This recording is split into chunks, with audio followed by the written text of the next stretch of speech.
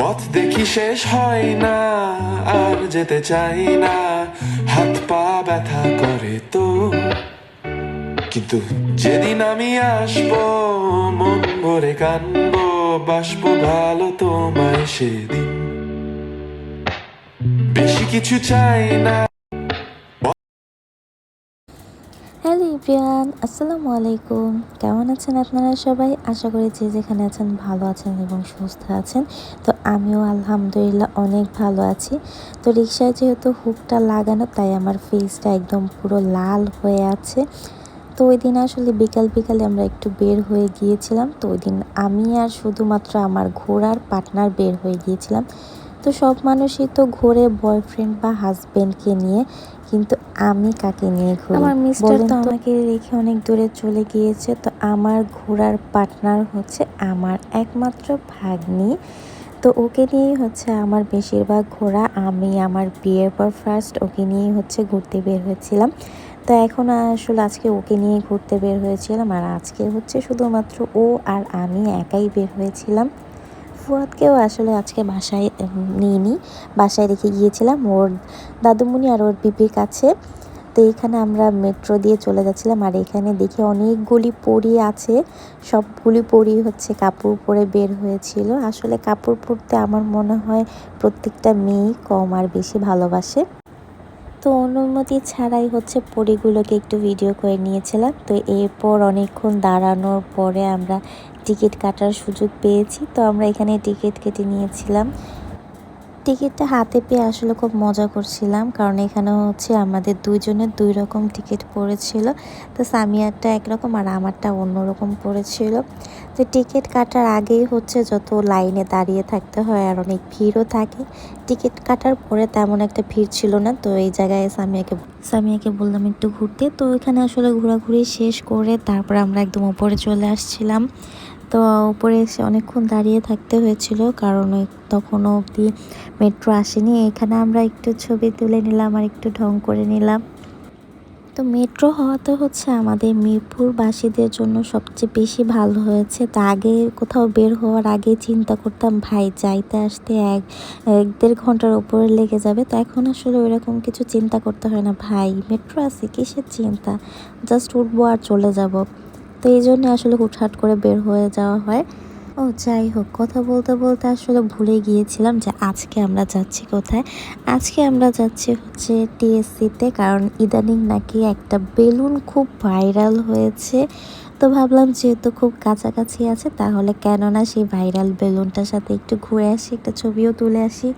আর এই বেলুনটাকে নিয়ে কি যে কাহিনী হয়েছে শেষে সেটা অবশ্যই বলবো আপনাদেরকে।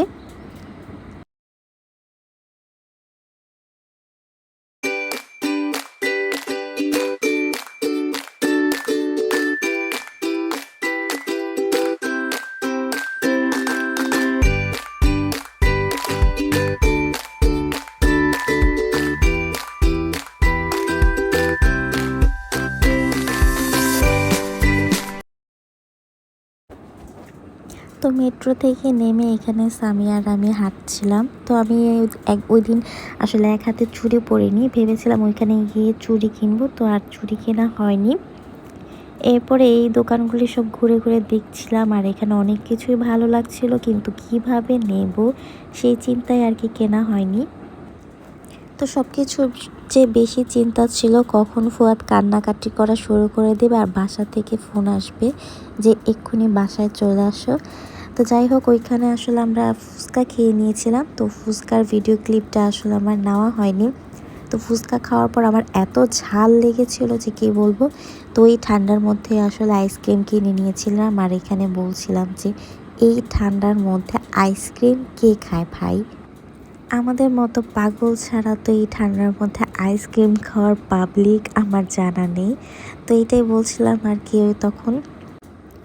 তো আইসক্রিম খেতে খেতে আর রিক্সা উপভোগ করতে করতে হচ্ছে আমরা চলে এসেছিলাম টিএসসির সামনে। আর টিএসসির সামনে আসতে না আসতেই দেখি সেই ভাইরাল বেলুনগুলি আমাদের জন্য অপেক্ষা করছে। তো ফার্স্টেই হচ্ছে আমি চলে গিয়েছিলাম আর মামাকে বলছিলাম, মামা আমাকে নাকি আবার উড়িয়ে নিয়ে চলে যায়। তো বলছে যে না, আমি ধরে রাখছি, আপনাকে নিয়ে উড়ে চলে যাবে না, আর যদি উড়ে চলে যায় তাহলে সবগুলির বিল দিয়ে তারপর উড়ে যাবেন। কি একটা ব্যাপার। তো সব ঘোরাফেরার পর এখানে এসে হচ্ছে আমার মনটা ভেঙে গেল, কারণ এই ভাইরাল বেলুনগুলি হচ্ছে আমি আমার ছেলের জন্য নিয়েছি, কিন্তু মেট্রো কর্তৃপক্ষ হচ্ছে আমাকে বেলুনগুলি নিয়ে উঠতে দেবে না। তো কি করব, মনের দুঃখে পাশে দেখি কি যেন একটা অনুষ্ঠান হচ্ছে, সেইটাই তাকিয়ে তাকিয়ে দেখছিলাম আর মনটা খুবই খারাপ হয়ে গিয়েছিল। ভেবেছিলাম ছেলেকে আনিনি, তো যাই হোক ওকে কিছু একটা দিয়ে হয়তো বা খুশি করে রাখতে পারবো, কিন্তু সেটাও হলো না।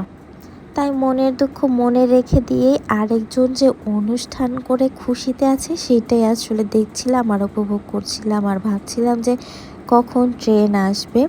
তো ভাবতে ভাবতে আমাদের ট্রেনও চলে এসেছিলো। কিন্তু যত যাই হোক, আমার ওই বেলুন দুটার জন্য খুবই আফসোস হচ্ছিল এবং মেট্রোর ভিতরে উঠেও আমি বলছিলাম। আর বাই দ্য ওয়ে, ওই দিন ফার্স্ট টাইম হচ্ছে আমি মেট্রোতে বসে যেতে পারছিলাম।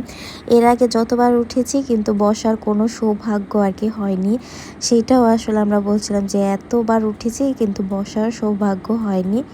তো এইসব নিয়ে কথা বলতে বলতে আমরা প্রায় চলে এসেছি এবং মেট্রো থেকে নেমে একটা রিক্সা নিয়ে নিয়েছিলাম। রিক্সাওয়ালা মামা এমনভাবে চালাচ্ছিল মনে হচ্ছিল যে আমি কোনো প্লেনে বসে আছিলাম, যে এতটা তাড়াতাড়ি তো ভাই মেট্রো আসেনি যতটা তাড়াতাড়ি এই মামা রিক্সা নিয়ে চলে এসেছিল। তো যাই হোক, ঘোরাফেরা শেষ করে আমরা যে সাবধানে বাড়িতে এসেছি এইটাই আলহামদুলিল্লাহ। তো আমার আজকের ভিডিওটা ছিল এই পর্যন্তই। ভালো লাগলে অবশ্যই লাইক, কমেন্ট, শেয়ার এবং সাবস্ক্রাইব করে দেবেন। সো আল্লাহ হাফেজ।